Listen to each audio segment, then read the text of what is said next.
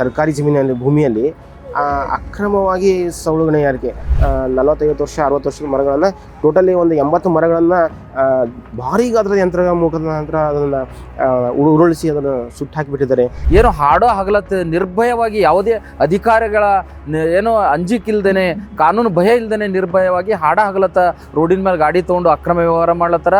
ಸರ್ಕಾರಿ ಆಸ್ತಿ ರಕ್ಷಣೆ ಆಗಬೇಕಂತ ಉದ್ದೇಶ ಇಟ್ಕೊಂಡು ನಾನು ತಹಸೀಲ್ದಾರರಿಗೆ ಪತ್ರ ಬರೆದಿರೋದು. ಅದು ನಾನು ಯಾರದೇ ವ್ಯಕ್ತಿಗತ ಆಗಿಲ್ಲ.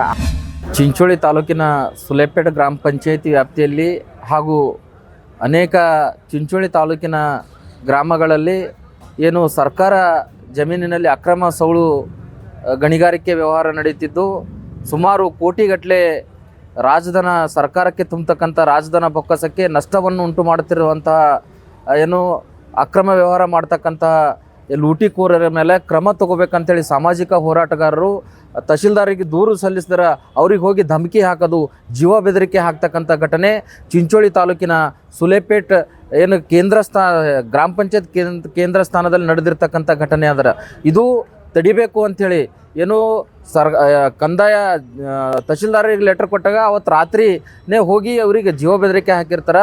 ಅದಕ್ಕೆ ಅವ್ರಿಗೆ ಸೂಕ್ತ ರಕ್ಷಣೆ ಕೊಡಬೇಕು ಮತ್ತು ಅವ್ರ ಕುಟುಂಬದಾಗ ಯಾರಿಗೆ ಏನೇ ಆದ್ರೂ ಕೂಡ ಗ್ರಾಮ ಆಡಳಿತ ಅಧಿಕಾರಿಗಳು ಕಂದಾಯ ನಿರೀಕ್ಷಕರು ನೇರ ಹೊಣೆ ಆಗ್ತದೆ ಅಂತೇಳಿ ನಾವು ಈ ಮೂಲಕ ಏನು ಜಿಲ್ಲಾಡಳಿತಕ್ಕೆ ಆಗ್ರಹ ಪಡಿಸ್ತಾ ಇದ್ದೀವಿ. ಇದಕ್ಕೆ ಸಂಬಂಧಪಟ್ಟಂಗೆ ಏನು DD ಅವರಿಗಾಗಿರ್ಬೋದು, ಜಿಲ್ಲಾಧಿಕಾರಿಗಳಿಗಾಗಿರ್ಬೋದು, AC ಅವರಿಗಾಗಿರ್ಬೋದು ಮತ್ತು ಸರ್ಕಾರದ ನಿರ್ದೇಶಕರಿಗೆ ಹಲವಾರು ಬಾರಿ ಸಂಘಟನೆಗಳು ಅವ್ರ ಗಮನಕ್ಕೆ ತಂದ್ರೂ ಕೂಡ ಕ್ಯಾರೆ ಅಂತ ಇಲ್ಲ. ಇವತ್ತು ಸರ್ಕಾರ ರಾಯಲ್ಟಿ 25 ಟನ್ನಿಂದ ಕೊಡ್ತದ, ಆದ್ರೆ ಅವರು ಟಿಪ್ಪರ್ಗಳಲ್ಲಿ 50-60 ಟನ್ಗಳು ಹಾಯ್ಕೊಂಡು ಮ್ಯಾಲೆ ಪರಿಧಿ ಇರಲಾರ್ದಂಗೆ ಏನು ಅತಿ ವೇಗವಾಗಿ ರಸ್ತೆ ನಿಯಮ ಉಲ್ಲಂಘನೆ ಮಾಡಿ ಟಿಪ್ಪರ್ ವೇಗವಾಗಿ ಓಡಿಸೋದ್ರಲಿಂದ ಆ ಹೆಂಟಿಗಳು ಸೌಳು ಹೆಂಟಿಗಳು ರೈತರ ಮೇಲೆ ಏನು ದನಗಳ ಮೇಲೆ ಕರುಗಳ ಮೇಲೆ ದ್ವಿಚಕ್ರ ವಾಹನ ಸವಾರರ ಮೇಲೆ ವಿಶೇಷವಾಗಿ ರಟ್ಕಲ್ ಪೊಲೀಸ್ ಠಾಣೆ ವ್ಯಾಪ್ತಿಯಲ್ಲಿ ವಿದ್ಯಾರ್ಥಿಗಳ ಮೇಲೂ ಕೂಡ ಸೌಳು ಹೆಂಟಿ ಬಿದ್ದು ಆ ಪ್ರಕರಣ ದಾಖಲಾಗಿದ್ದು ಅದಕ್ಕಾಗಿ ಇದಕ್ಕೆ ಏನು ಇಂಥದ್ದು ಕಡಿವಾಣ ಹಾಕಬೇಕು.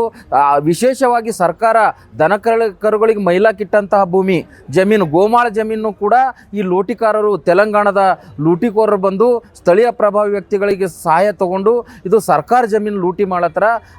ಇದಕ್ಕೆ ಕಡಿವಾಣ ಹಾಕಬೇಕು ಅಂಥೇಳಿ ನಾವು ಈ ಮೂಲಕ ಆಗ್ರಹ ಪಡಿಸ್ತಾ ಇದ್ದೀವಿ.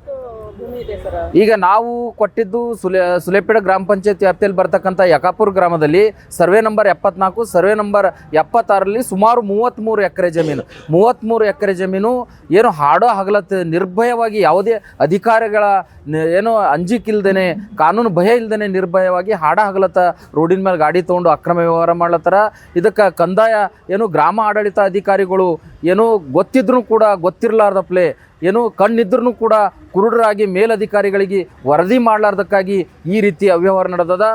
ಇದಕ್ಕೆ ನೇರವಾಗಿ ನಾವು ಗ್ರಾಮಾಡಳಿತ ಅಧಿಕಾರಿಗಳಿಗೆ, ಕಂದಾಯ ನಿರೀಕ್ಷಕರಿಗೆ ಮತ್ತು ಗ್ರಾಮ ಪಂಚಾಯತಿಗೂ ಕೂಡ ನಾವು ಅವ್ರ ಮೇಲೆ ಕ್ರಮ ತಗೋಬೇಕಂತೇಳಿ ತಮ್ಮ ಮೂಲಕ ನಾವು ಜಿಲ್ಲಾಡಳಿತಕ್ಕೆ ಎಚ್ಚರಿಕೆ ಕೊಡ್ತಾ ಇದ್ದೀವಿ.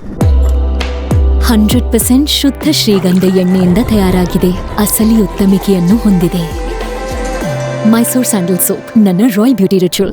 ಕಲಬುರಗಿ ಜಿಲ್ಲೆ ಚಿಂಚೋಳಿ ತಾಲೂಕಿನ ಯಾಕಾಪುರ ಗ್ರಾಮದಲ್ಲಿ ಸರ್ಕಾರಿ ಜಮೀನು, ಕರ್ನಾಟಕ ಸರ್ಕಾರ ಅಂತ ಇದೆಯಲ್ಲ, ಸರ್ಕಾರಿ ಭೂಮಿಯಲ್ಲಿ ಅಕ್ರಮವಾಗಿ ಸೌಳು ಗಣಿಗಾರಿಕೆ. ಯಾಕಂದರೆ ಕಾನೂನಿನಡಿಯಲ್ಲಿ ಪಟ್ಟಾ ಲ್ಯಾಂಡ್ನಲ್ಲಿ ಸೌಳು ಗಣಿಗಾರಿಕೆ ಮಾಡ್ಬೋದು, ಆದರೆ ಕರ್ನಾಟಕ ಸರ್ಕಾರ ಜಮೀನಿನಲ್ಲಿ ಗಣಿಗಾರಿಕೆಗೆ ಅವಕಾಶ ಇಲ್ಲ. ಆದರೂ ಕೆಲವು ಕಿಡಿಗೇಡಿಗಳು ಅಲ್ಲಿ ಅಹೋರಾತ್ರಿಯಾಗಿ ದೊಡ್ಡ ಯಂತ್ರಗಳ ಮೂಲಕ ಸೌಳು ಗಣಿಗಾರಿಕೆ, ಮರಂ ಗಣಿಗಾರಿಕೆನೇ ಮಾಡಿ ಸರ್ಕಾರದ ಭೂಮಿಯನ್ನು ಹಾಳು ಮಾಡಿರ್ತಾರೆ.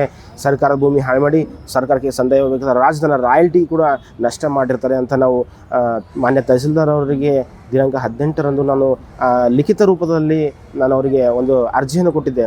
ಅವರು ಕಾರ್ಯನಿಯಮಿತ ಪ್ರವರ್ತಕರಾಗಿದ್ದಂಥ ತಹಸೀಲ್ದಾರ್ ಅವರು ಆದೇಶದ ಮೇಲೆ ಗಣಿ ಮತ್ತು ಭೂವಿಜ್ಞಾನಿಗಳಿಗೆ ಕರೆಸಿ ವಿಚಾರ ಮಾಡಿದಾಗ ಮ್ಯಾಪಿಂಗ್ ಮಾಡಿ ಅಲ್ಲಿ ಸ್ಥಳ ವಿಸಿಟ್ ಹಾಜರಿ ಮಾಡಿದಾಗ ಸರ್ವೆ ನಂಬರ್ 74 ಮತ್ತು 76ರಲ್ಲಿ ಒಟ್ಟು 33 ಎಕರೆ ಜಮೀನಿದೆ ಸರ್ಕಾರಿ ಭೂಮಿ.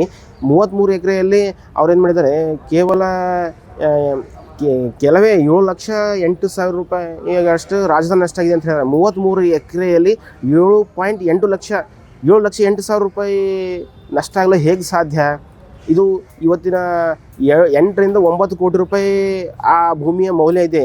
ಆ ಡಾಂಬರೀಕರಣ ರಸ್ತೆ ಆ ಜಮೀನಿನಲ್ಲಿ ಹೋಗಿದೆ. 8ರಿಂದ 9 ಕೋಟಿ ರೂಪಾಯಿ ಇಂದಿನ ದಿನಗಳಲ್ಲಿ ಮೌಲ್ಯ ಇರುವಂಥ 33 ಎಕರೆಯಲ್ಲಿ 7.8 ಮಾತ್ರ 7.8 ಲಕ್ಷ ಮಾತ್ರ ಹೇಗೆ ನಷ್ಟ ಆಗ್ಲಿಕ್ಕೆ ಸಾಧ್ಯ? ಇದರಲ್ಲಿ ಅಧಿಕಾರಿಗಳ ಕೈವಾಡ ಇದೆ. ಅವರ ಮೂಗಿನ ನೇರದಲ್ಲೇ ಇದು ಆಗಿರುವಂಥದ್ದು ಅಂತ ನಾನು ಈ ಸಂದರ್ಭದಲ್ಲಿ ಹೇಳಕ್ಕೆ ಬಯಸ್ತಿದ್ದೀನಿ.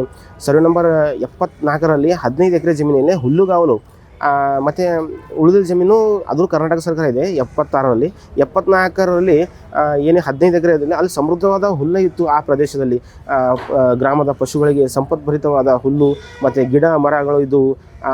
100ರಿಂದ 120 ವರ್ಷದ 8 ಮರಗಳನ್ನು ಕಡಿದು ಹಾಕಿದ್ದಾರೆ. ಮತ್ತು 50-60 ಮರಗಳನ್ನು 40-50 ವರ್ಷ 60 ವರ್ಷದ ಮರಗಳನ್ನು ಟೋಟಲಿ ಒಂದು 80 ಮರಗಳನ್ನು ಭಾರೀ ಗಾತ್ರದ ಯಂತ್ರದ ಮುಖಾಂತರ ಅದನ್ನು ಉರುಳಿಸಿ ಅದನ್ನು ಸುಟ್ಟು ಹಾಕಿಬಿಟ್ಟಿದ್ದಾರೆ, ನಾಮಶೇಷ ಮಾಡಿಬಿಟ್ಟಿದ್ದಾರೆ. ಆ ಪ್ರಕೃತಿ ಮೇಲೆ ಅಷ್ಟಿಷ್ಟು ದೌರ್ಜನ್ಯ ಆಗಿಲ್ಲ. ಅಲ್ಲಿ ನಾನು ಸಂಜೆ ಕಾಲ ಆಗಿ ನಾನು ವಾಯುವಿಹಾರಕ್ಕೆ ಆ ಪ್ರದೇಶಕ್ಕೆ ಹೋಗ್ತಾಯಿದ್ದೆ. ಅಲ್ಲಿ ಮೊಲಗಳಿದ್ದವು, ನವಿಲುಗಳು ಭಾಳ ಚೆನ್ನಾಗಿ ಅಲ್ಲಿ ನಾನು ನೃತ್ಯ ಮಾಡ್ತೀವಿ. ನಾನು ವಿಡಿಯೋ ಕೂಡ ಇದೆ ನನ್ನ ಹತ್ರ. ನಾನು ಭಾಳ ಸಲ ನೋಡಿದ್ದೀನಿ. ಇವತ್ತು ಅಲ್ಲಿ ನೋಡಬೇಕಾದ್ರೆ ಒಂದು ನವಿಲು ಕೂಡ ಸಿಗೋದಿಲ್ಲ. ಒಂದು ಗಣಿಗಾರಿಕೆ ಮಾಡ್ತಾರೆ, ಯಾವುದು ರಾತ್ರಿ ವೇಳೆ ಮಾಡ್ತಿರೋದು ಯಾರಂತ ಹೇಳಬೇಕು. ಈಗ ಮಳೆ ಬಂದಿದೆ, ಒಂದು ವಾರ ನಿಂತಿದೆ. ಇದಕ್ಕಿಂತ ಮೊದಲು ಅವ್ಯವಹಿತವಾಗ ಸರ್ಕಾರಿ ಜಮೀನಲ್ಲಿ ಗಣಿಗಾರಿಕೆ ನಡೀತಾ ಇತ್ತು. ನಾನು ವ್ಯಕ್ತಿಪೂರ್ವಕವಾಗಿ ನಾನು ಯಾರನ್ನೂ ದೋಷಿಸ ಮಾಡಿಲ್ಲ. ನಾನು ಸರ್ಕಾರಿ ಜಮೀನು ಸಂವಿಧಾನಬದ್ಧ ನಮ್ಮ ಕರ್ತವ್ಯ. ಸರ್ಕಾರಿ ಜಮೀನು ಆಸ್ತಿಗಳನ್ನು ರಕ್ಷಣೆ ಮಾಡೋದು ನಮ್ಮ ಸಂವಿಧಾನದ ಕರ್ತವ್ಯ ಇದೆ ಅಂತ ನಾನು ಸಮಾಜ ಹೋರಾಟಗಾರನಾಗಿ ಅದಕ್ಕೆ ನಾನು ಸರ್ಕಾರಿ ಜಮೀನನ್ನು ಉಳಿಸಬೇಕು, ಸರ್ಕಾರಿ ಆಸ್ತಿ ರಕ್ಷಣೆ ಆಗಬೇಕಂತ ಉದ್ದೇಶ ಇಟ್ಕೊಂಡು ನಾನು ತಹಸೀಲ್ದಾರರಿಗೆ ಪತ್ರ ಬರೆದಿರೋದು.